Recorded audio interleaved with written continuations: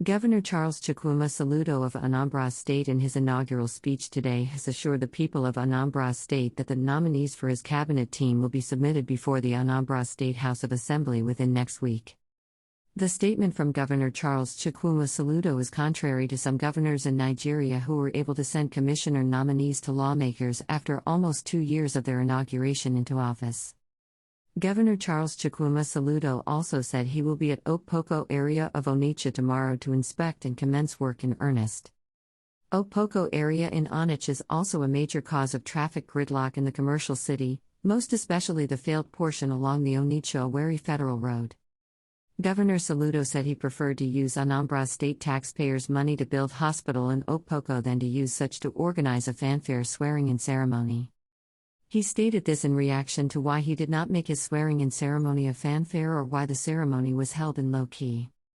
Excerpts of Governor Charles Chukwuma Soludo inaugural address as Governor of Anambra State in Government House, Agu Awka, Anambra State on 17 March, 2022 reads thus.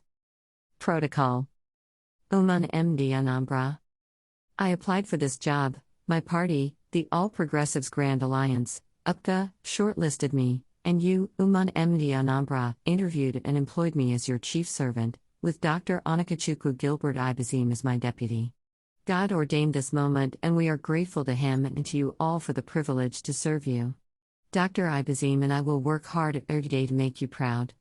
I ask millions of Ni Anambra all over the world who have prayed for today to simply say a 1-minute prayer to commit this journey and Anambra State unto the hands of the Almighty God.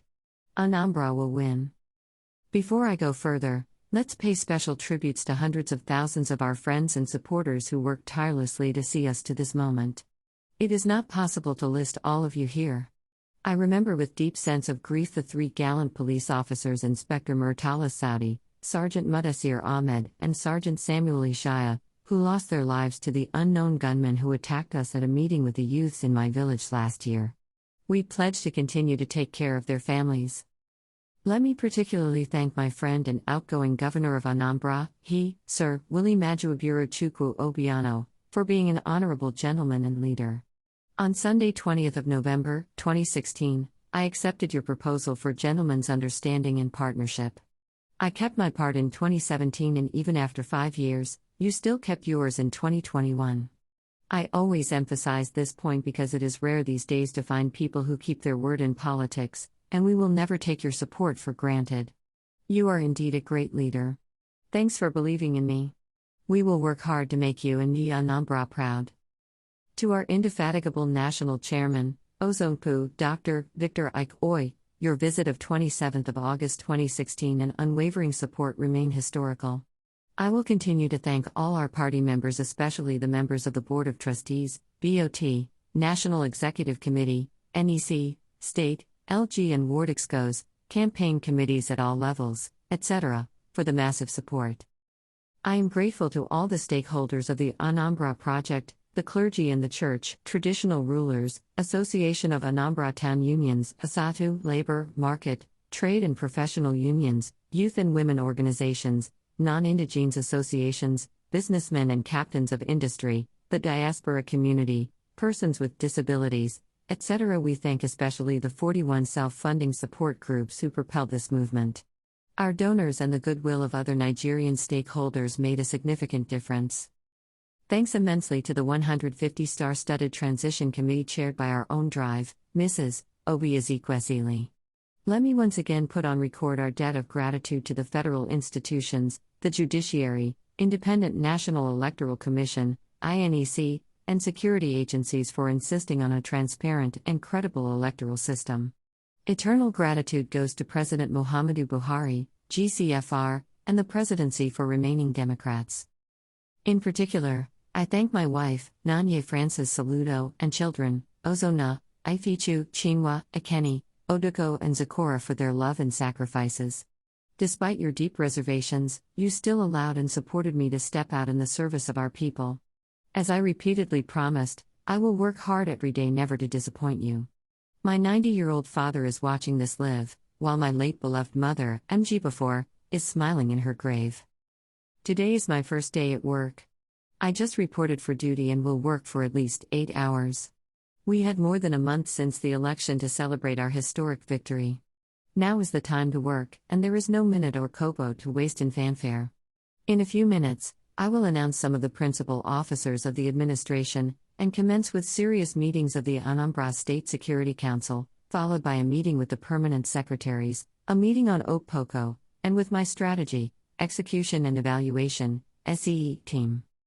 Within the next 1 week, the list of commissioners will be laid before the House of Assembly. Tomorrow, we will head to Okpoko and Okbaru local government area and parts of Onitsha and Idemili as we signpost our commitment to fundamental urban regeneration, beginning with the greater Onitsha metropolis. As I stand here, I feel the weight of history. I stand on the foundation laid especially by our elected predecessors, Dr. Nnamdi Azikiwe GCFR, PC, Dr. Michael I. Okpara, Chief Jim Nwobodo, Chief Christian C. Ono, Dr. Chukwuemeka Ezeife, Dr. Chinwoka Madinuju, Dr. Chris Midge, Mr. Peter Obi, Khan, and yes, our own Chief, Sir, Willie M. Obiano. You all did your best and well for our people, and I salute you all. As I wear the Ipka muffler on my neck, I feel the weight of Africa's historic progressives like the Great Zik of Africa, Chief Obafemi Awolowo GCFR, Walimu Julius Nyerere, Dr. M.I. Okpara, Malam Aminu Kano, Chief Joseph Tarka, Malam Balarabe Musa, Osagywa Kwame Nkrumah, etc., not to talk of the millions of living African progressives, who still dream of renascent Africa. We will never let them down.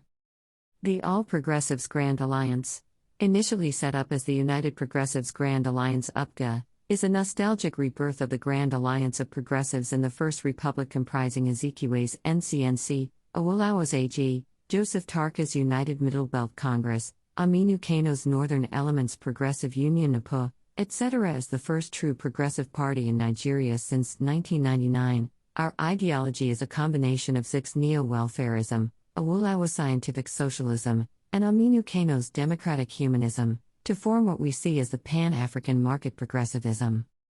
It is a Pan-Africanist ideology that integrates the social democratic values with the principles of competitive markets. Anambra under our watch will mirror this ideology, and we believe that this should be Nigeria's compass to the future. We will seek active collaboration and cooperation with the federal government, our neighboring and other states as well as the international community to provide our state truly people-centered governance. We will consolidate the progress made under our predecessors to continue Anambra's upward trajectory. Today, I stand up for the millions of Anambra for whom this mandate means everything. The hopes and expectations rise up to the heavens. Understandably, all of us wish that I could perform miracles, by waving my hands and all our problems will be solved. I hear you. I feel your pulse. For your sake I keep awake at night, sometimes having palpitations about not letting you down. Well, since God is the miracle worker, I will look up to Him in prayer and faith as we all start the work ahead of us. I see and feel all the humongous challenges. I know the lean financial base of the state. I know the limitations imposed upon a subnational state such as Anambra by the peculiar structure of our federation. But here's my promise, I will give it my all. I will work very hard every day, with you, to make Anambra proud. Every kobo of your tax money will be deployed to provide you maximum value. People ask me why we are not celebrating today as it has become customary. My response is that we all, party members, supporters, family and friends celebrated in thanksgiving and prayers after you decided to employ me last November 6th and 9th. But today, my first day at work, is not a day for celebration. First, there is no venue that can contain the tens of thousands of Anambra and friends all over the world who would wish to join us on this historic occasion. Second, the state cannot afford any such expensive ceremonies. Third, and as a matter of personal philosophy and as a true progressive, I do not subscribe to using the paltry tax collected from the women selling pepper on the roadside or the Okada/Kiki drivers on a fleeting fanfare and banquet.